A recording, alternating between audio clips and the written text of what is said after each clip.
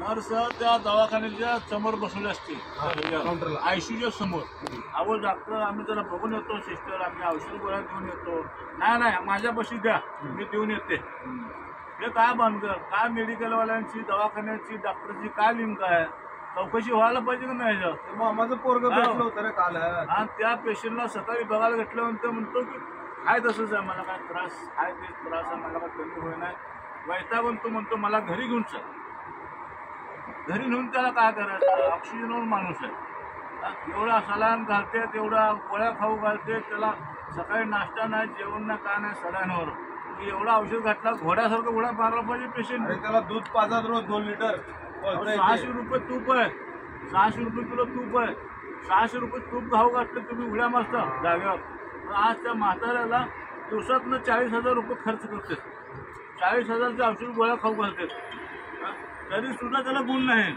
मग ही मेडिकल घेऊन त्यांनी करतात काय मला सांगा? आज सकाळी 10,000 रुपयाचं औषध देऊन आलोय. अजून तासानं फोन आला, ते अजून 5,000 रुपये पाठव. माझा आलाच बघ फोन.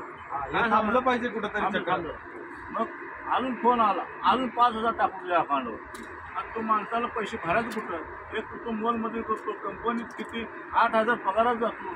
तर भावाला बघाव तर तुझं घर चाललो, काय करावं? याची चौकशी पूर्ण पत्रकार आणि जिल्ह्याचे अधिकारी चौकशी केली पाहिजे. प्रत्येक मोठ्या दवाखान्यात चौकशी केली पाहिजे. थांबलं पाहिजे चक्र कुठं.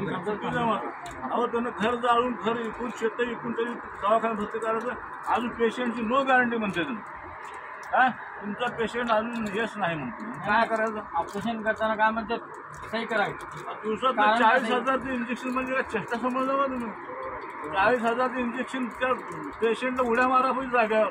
का मारत नाही, का बोलत नाही तो पेशंट? सकाळी भेटायला गेलं हाय कसं द्या मला घरी कोण चला. काय तुम्ही डॉक्टर आहे, तुम्ही नर्स आहे, ते मेडिकल आहे, काय धंदा चालू आहे तुमचं? चौकशी करायला पाहिजे यांची सगळ्यांची.